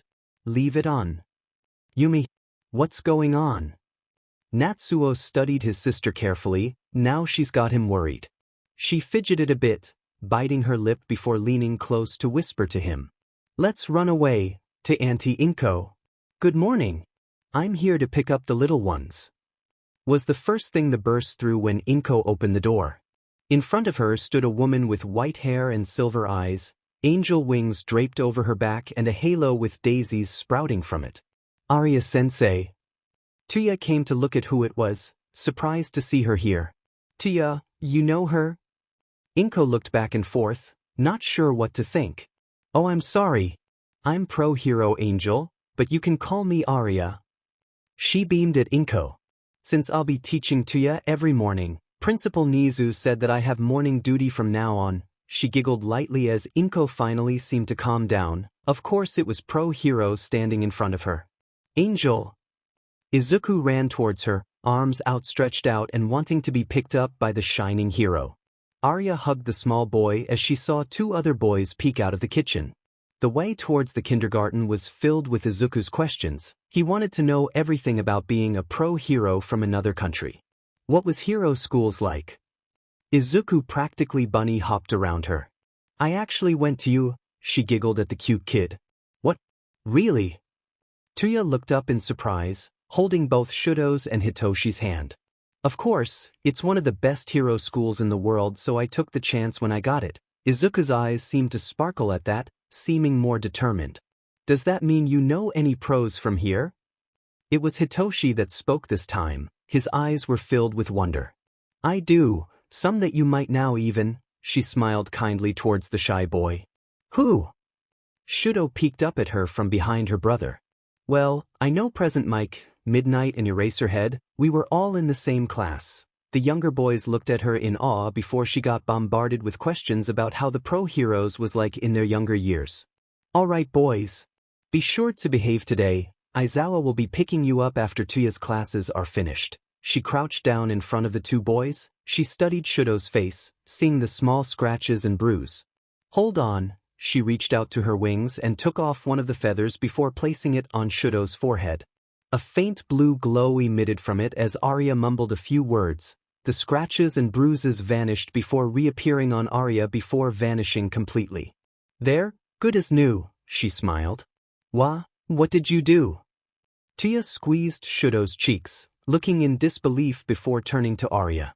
My quirk lets me heal people by taking their pain. By using this feather I can take on smaller number of bruises, but when it comes to bigger things, she looked a bit sad, before smiling brightly and ruffling the two boys' hair before standing up. We'll be late, hurry along now. Katsuki looked from afar, just like yesterday. Izuku was walking away with a winged lady and that red-headed Weirdo. He watched as Half and Half walked inside with the quiet Weirdo and Katsuki scoffed, glaring after them. Come on Bakugo, let's play, one of his friends, exclaimed. He started to turn but stopped. He didn't get why Izuku was so special. He was just a quirkless nobody that would amount to nothing.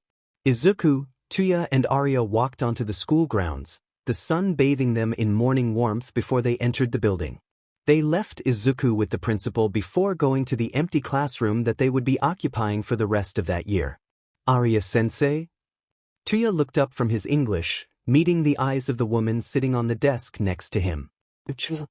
She smiled at him softly, seeing if he needed any help. What was it like? Going to school here?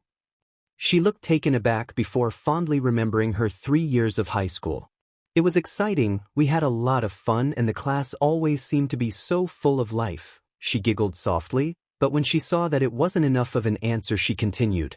After the sports festival, when Aizawa joined our class, that was when our friend group really formed. I guess I have Hisashi to thank for that. Tuya leaned on his hand, his English paper almost completely forgotten now. He listened to Arya's stories of her years in UA before she realized that they were wasting time and made him study history to catch up before lunch. There was a knock on the classroom door. Arya opened the door only to be greeted by a small boy and a white mammal next to him. Izuku, Principal Nizu, is there a problem? She crouched down, smiling at the small excitable boy before looking at Nizu. I thought it would be good for Izuku to see how a high school classroom would work before we start with those courses. She looked shocked for a second before letting them inside. Tuya helped Izuku into the desk next to him as Arya brought out the math book, making him groan and slamming his head into the desk. He hated math. But as it turns out, math was quite fun when he not only had Arya teach him but Izuku as well, who would often point out the mistakes he was making. Before long the bell rang to signify that lunch was starting. They help Arya pack up before making their way towards the faculty room to have lunch with the teachers. Shokuen. Arya practically tackled the grumpy male who hadn't bothered to look up from his computer screen. Arya-chan. When did you get here? Hisashi stood up to hug his friend. The old friend group hadn't seen each other in a very long time, even if they had been in the same school for 2 days now. They all had lunch together, most teachers being caught in the adorableness that was Izuku as the others talked to Tuya about his studies and how it was to have such an obnoxiously loud teacher. Inko stood in front of the kitchen window, dark clouds were making their way in. She sighed softly. The boys hadn't brought an umbrella with them but Meiguwa could lend them some. She rummaged through the cabinets and fridge before turning to the freezer. They were quickly running out of food, which wasn't weird since she housed 4 growing boys and often had pro-heroes stay for dinner. She quickly wrote down a list of things that she would be needing, grabbing her things and swung the door open only to be met the eyes of none other than All Might. Well, his tall but well-trained form with hair that hung in front of his face. Yagi-san. I'm sorry, I almost hit you with the door. She gasped with a soft blush, but he just smiled at her, laughing softly. No need to apologize, I was just about to ring the bell. She sighed softly as she gave him a small smile. I would invite you in but I'm about to head out, the boys are eating me out of the house. They laughed, their laughter mingling as they made a soft melody. Let me help, I came here because I wanted to talk to you anyway. He offered with a smile that could rival the sun, just like Izuku. Oh, I couldn't possibly dash. I insist. Their eyes met, and she could tell that he wouldn't relent, so she sighed and locked her front door. All right, but then you'll have to help me carry. She knocked him lightly on the chest with her knuckles before making her way towards the farmer's market. He looked after her a bit shocked before hurrying after her with a smile and an unknown glint in his eyes. Footsteps echoed through the abandoned streets as the rain fell, drenching the young boy as he made his way forwards. He wasn't sure of where he was going, but he needed to get away from that place, to just keep running even if his lungs burned and his hair was glued to his forehead. He just needed to get away and everything would turn out okay. Inko and Yagi walked close together under the umbrella. Inko was carrying 3 bags as Yagi held 4 and the umbrella.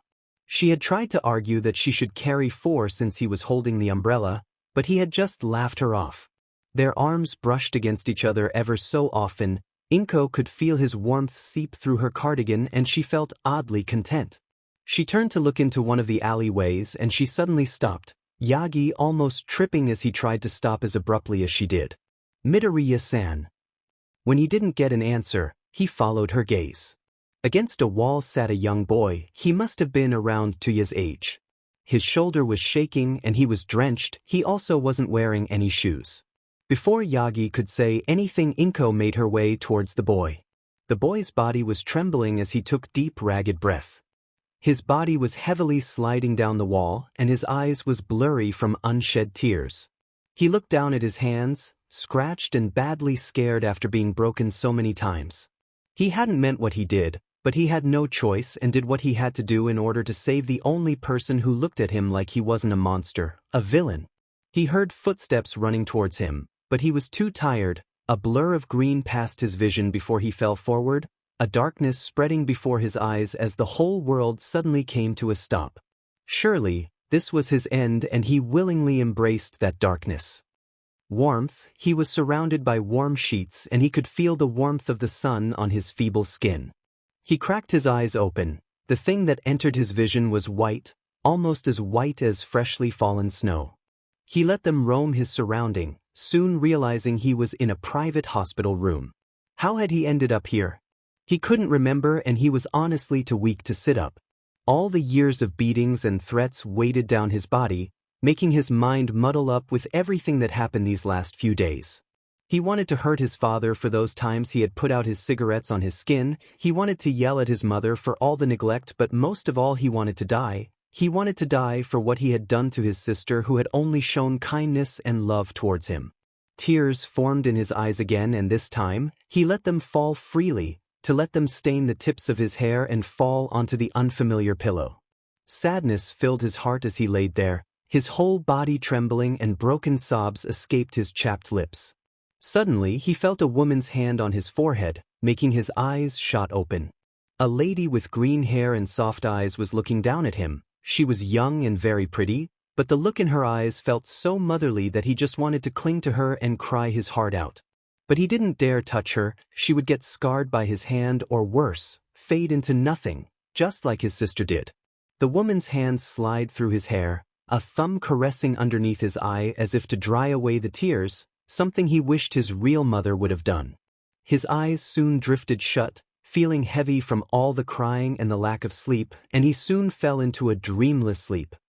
Inko watched as the boy once again fell asleep, slowly removing her hand from his hair and stepping out to talk to one of the doctors.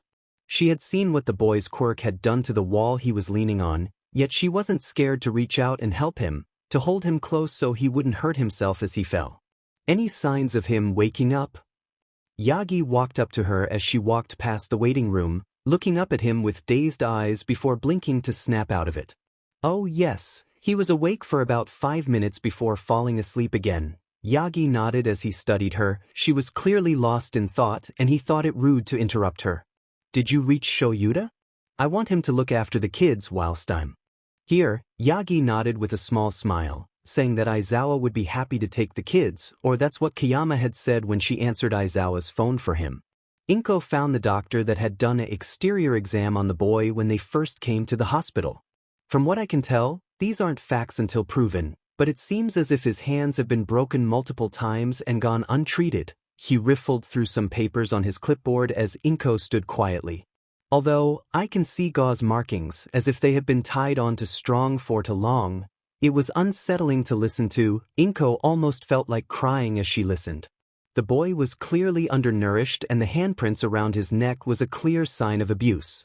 The doctors couldn't do much with the patient asleep, but earlier x-rays shows that he has no current broken bones or internal bleedings. A brain scan proved that he had no issues there, and a blood test came back as clean. The boy was currently healthy in a medical term, meaning no illnesses or broken bones, and that was at least good. Now all they had to do was wait for the boy to wake up to hear his story and do the finishing exams. Arya, wanna meet 2 more super adorable kids?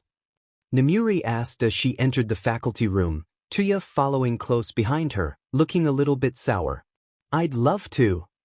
She beamed, setting down the math book on her desk, looking over the half-empty faculty room. Tuya plopped down on the sofa, leaning back with a satisfied smile. Hold on. Isn't All Might supposed to be here and train Tuya? She asked as she looked around, only seeing Namuri and Power Loader. She went and knocked on the principal's door, hearing a bit off shuffling before the door slid open, Nizu standing there with questioning eyes. Have you seen All Might today? He's supposed to help Tuya train, but he hasn't shown up. Just then, Nizu's office phone rings and they both look at it as if it would burst into flames. Nizu hurried over and answered. A grim look got upon his face as he talked that had Arya worried. It seems like Mrs. Midoriya found a child in need and he's staying with her until everything have been solved. She nodded and glanced over at Izuku, who was far too busy with his work to pay them any attention. But we can't let Tuya's training get behind either, therefore it's up to you, Miss Winchester, huh? I'm sorry, but I think I misheard you. She blinks at him and he gives her that smile and she sigh, leaning against the door frame. You do realize I'm a rescue hero, I'm not like All Might. Yes, I am quite aware, but no hero should be a one-trick pony, it'll be a good change of pace. Come on Tuya-chan, we have training to do. Arya stood in front of him, arms crossed under her chest as he opened his eyes to look at him. Lunch was just over and Izuku had run off to finish his work with Nizu. But, isn't All Might in charge of the training part? He tilts his head slightly, not sure what to think about this new development. He's busy, now hurry up. She gave him a soft smile that sent chills down his spine. He didn't dare to oppose her and got up, hurrying to the locker room to change into his uniform.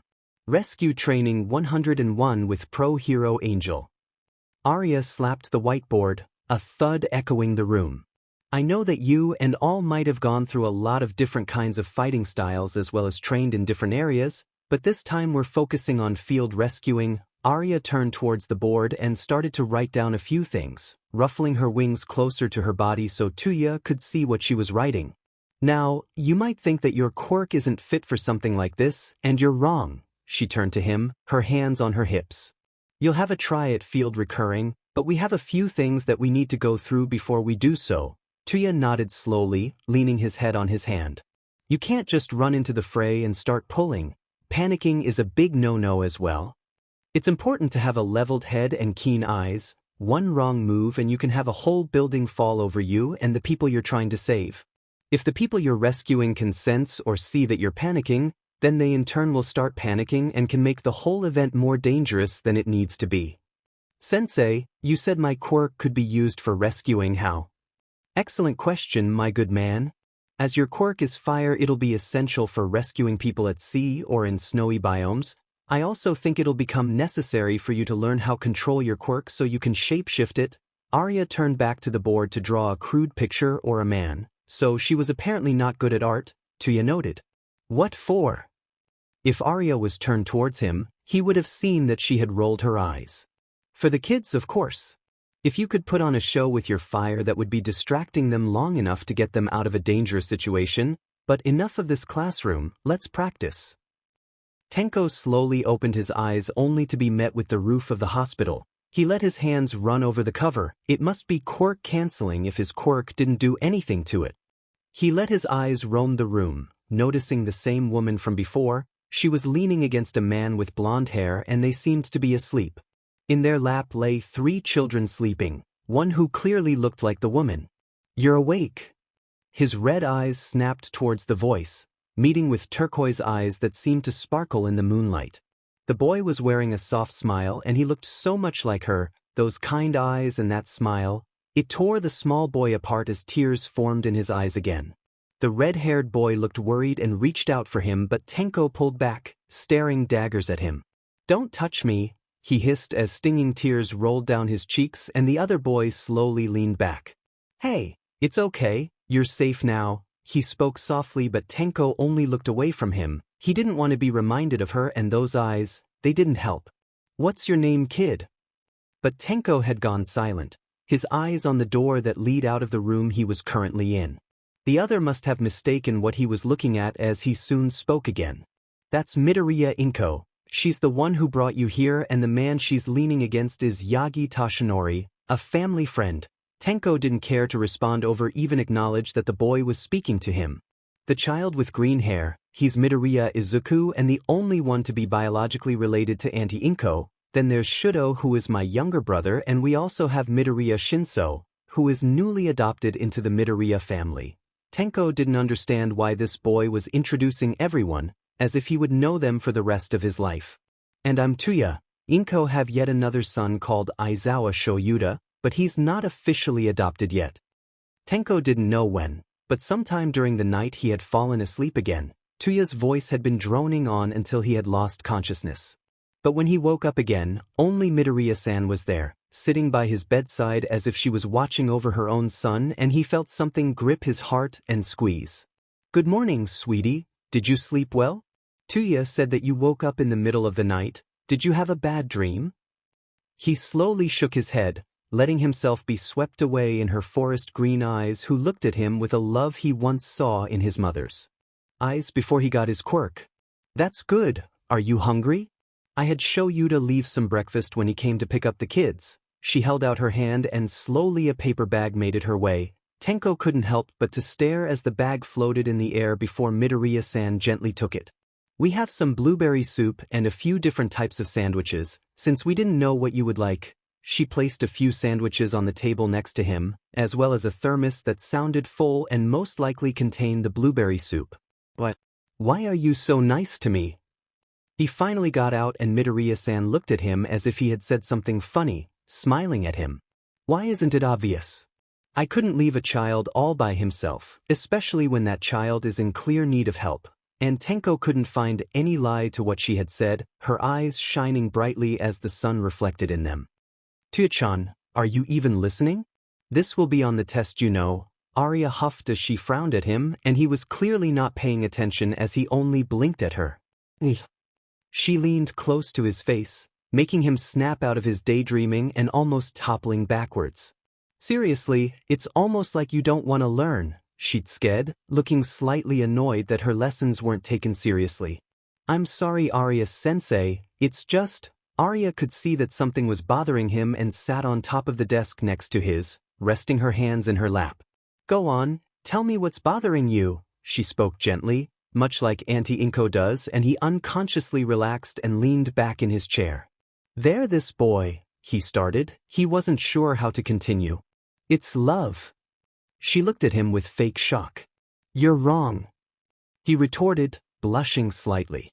"Auntie Inko found this young child and he looks so much like Shudo did when we lived with Endeavor, scared and beaten, and his hands, God, his hands, you should have seen them, sensei." Arya quietly took in the information. The distress was oozing from her student's body.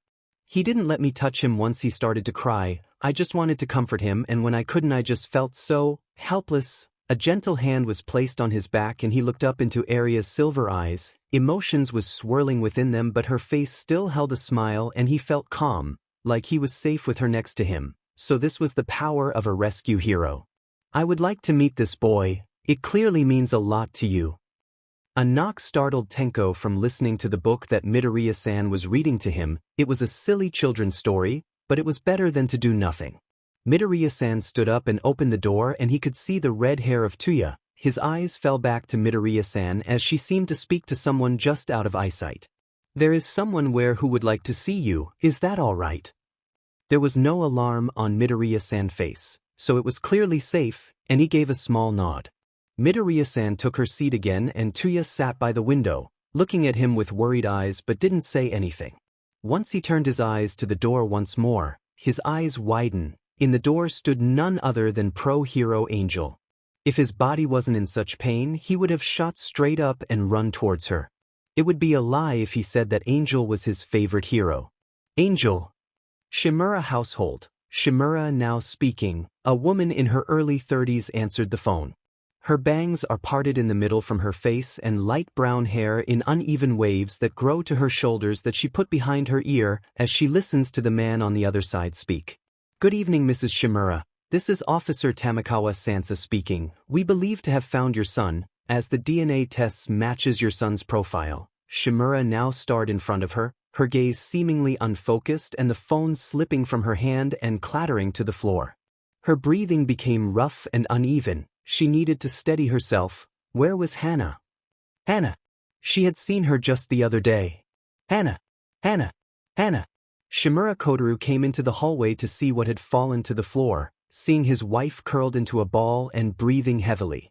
The phone was laying on the floor and a concerned voice came through it. He picked it up, anger filling him against the person who sent his wife into a panic attack. "Who is this?" he demanded. "I'm Officer Tamakawa Sansa. I was speaking to Mrs. Shimura but then I heard a thud. Is she all right? Did she collapse? Should I send an ambulance?" "This is Mr. Shimura. What did you say to her?" Although he could hear the concern in the officer's voice, he was still heated. "I believe we found your son, Shimura Tenko." The phone gave away a small cracking sound as Kotaru gripped the phone harder. "I have no son, he died with my daughter." The call died before Tamakawa Sansa could say anything else. Something was clearly amiss, but he couldn't put his finger on what.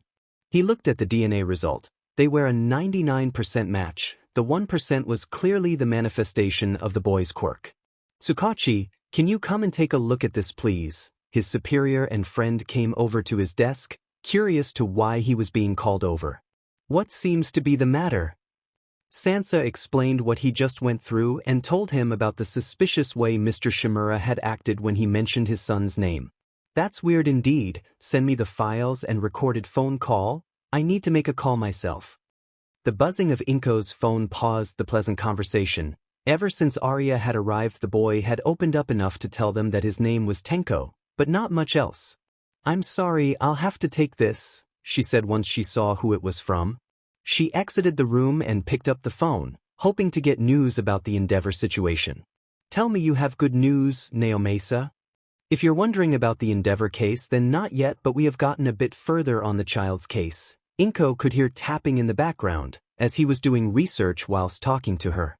"His name is Shimura Tenko and his quirk has not been registered. Although the DNA test is a 99% match, Mr. Shimura claims that his son is dead." Inko's eyes widen, shocked and unsure what to think. "I was wondering, have you gotten any information from him? Something that could help?" Inko shook her head before she realized he couldn't see her. "No, he won't open up towards me, but he seems to put a lot of trust into Angel." "The pro hero? How many do you know?" He half joked before becoming serious again. "I believe that if we got him into a more comfortable space, he might be willing to open up a bit more." "That is a possibility. Would it be all right as I spoke to Angel for a bit?" "Angel, Detective Tsukachi would like to speak to you." Inko handed Arya the phone. Tenko looked like he wanted to reach out when she got up, and she gave him a kind smile. "I'll be right back, 5 minutes." Tenko reluctantly nodded, watching as she left the room. "Angel speaking." She leaned against the glass, just to make sure that Tenko could still see her. "Hello, Angel. My name is Tsukachi Naomasa. I would like to speak with you about Shimura Tenko." "What about him?" She tilted her head in question, listening to Tsukachi as he droned on about their current case and everything that had happened up until now. "I've also heard that he is quite taken by you. Seems he trusts you more than anyone currently. He's such a sweet boy, it's hard not to care for him. I have a proposal for you. As his current family is denying his existence, he won't have anywhere to go. I would normally ask Inko to take him, but since he seems to trust you, would it be too much to ask if you took him in? Just until everything has been sorted out." Arya wasn't sure if she heard him right, letting his sentence roll around before it finally settled. "All right. How'd it go?" Inko asked as Arya handed her phone back. A conflicted look was upon Arya's face. "Would it be all right if I spoke to Tenko alone?" She spoke softly, as if her voice would break if she spoke any louder. Inko gave a small nod and led the other kids outside. Once the door was closed, Arya took a seat on the bed again, looking at the small boy in front of her. "Tenko, I want to be completely honest with you." He looked at her with big eyes, nodding his head slowly. "Your mom and dad claim that you're dead and therefore you can't go back there." She rubs the back of her neck. Confrontation wasn't her strong point. "Detective Tsukachi said that, once you're discharged from the hospital, if you want, you can live with me." She smiled softly at him, trying to read his reaction. Although she grew up with 2 younger brothers, it was still hard to read Tenko's emotions. He stared at his hands, his mind running a mile a minute. The people he once thought as family had abandoned him, and the only person who loved him was dead. He jumped back as he felt soft fingers brush hair out of his face. Angel smiled at him. It was such a kind smile. one he had longed for to get from his own mother ever since his quirk manifested.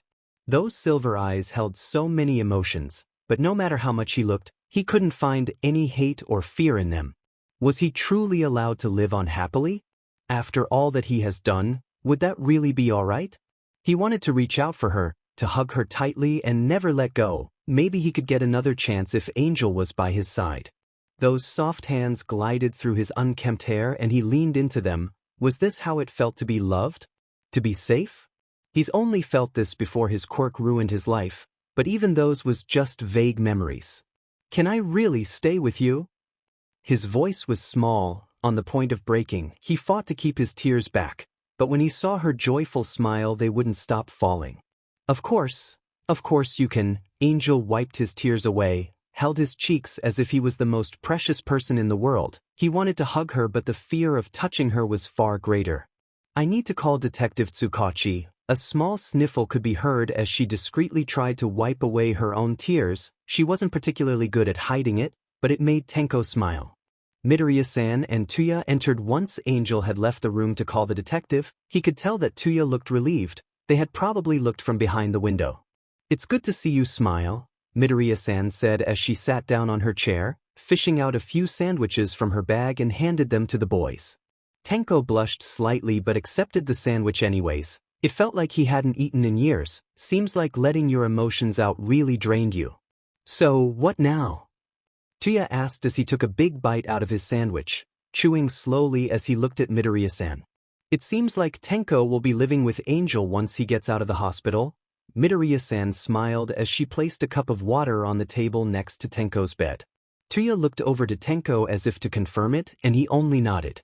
Awesome, I heard her family is super rich, so her place must be awesome. Tuya spoke around his sandwich, which earned him a glare from Midoriya-san. That doesn't matter, as long as Tenko grows up in a healthy environment, that's all that matters. Tuya sent her a cheeky grin before going back to eating. Tenko could honestly care less about if Arya had money or not. As long as she looked at him with those eyes, there would be nothing that could beat that. Slowly, with shaky hands he took a bite out of the sandwich and felt the flavors explode in his mouth. It was the best he had eaten so far. Do you think that the boy that Mom found is doing all right? All three of them were at the kindergarten today. The only one that had gone to UA was Tuya, who would have to take Izuku's scheduled classes since Arya was at the hospital. He did look really bad, Hitoshi said under his breath. They all sat under a tree in the backyard. Luckily Bakugo was leaving them alone after the incident with Shudo, even if Izuku still didn't know what had happened. He has bad parents. The two boys looked at Shudo, who was showing a painful expression, and Izuku understood. He had been there when Shudo and Tuyanai had first arrived at their house. He leaned over and squeezed Shudo's hand, making the other look up at him and give him a sad smile. Oh. Hitoshi thought back to his time at the orphanage and cringed, making Izuku take his hand as well, holding them tightly in his small hands. It's okay now, with Mom here, nothing can go wrong. Izuku smiled, that infectious smile that seemed to be able to pull the other two out of their wandering minds. They sat there for the rest of the day. The only time they got up was to eat lunch or use the bathroom, but other than that, nothing could make them move. When the sun started to set, Shoyuta came to pick them up with Tuya, who had just left the hospital. Tanai, is the boy all right? Shudo asked as soon as he spotted his older brother, who in turn knelt to be eye level with the small children. He's doing a lot better. His name is Tenko and it has been decided that once he gets out of the hospital he'll be living with Arya-sensei. Tuya ruffled Shudo's hair before picking up him and Izuku, carrying them on each arm. Shoyuta rolled his eyes at the teen's blatant show-off and picked up Hitoshi, placing him securely in his arms. Oh, and he's actually around my age. Tuya smiled sadly. He looked so small, clear signs of malnutrition. Shudo and Izuku looked at him with big eyes, as if to say that they didn't believe him, making him laugh out loud. Izuku, I've got your homework from Nizu-sensei. Tuya fished it out of his backpack once they had gotten home. Since Inko would be home later, it was Tuya's job to look after the kids. After a bit of begging from the children, Shoyuta decided to stay as well. It wasn't like he was in a hurry anyways. They crowed around the dining table as Tuya went to get them some snacks, since food would help the brain, or that was what he claimed anyways. They sat there for hours and maybe a third of that time, they were actually studying.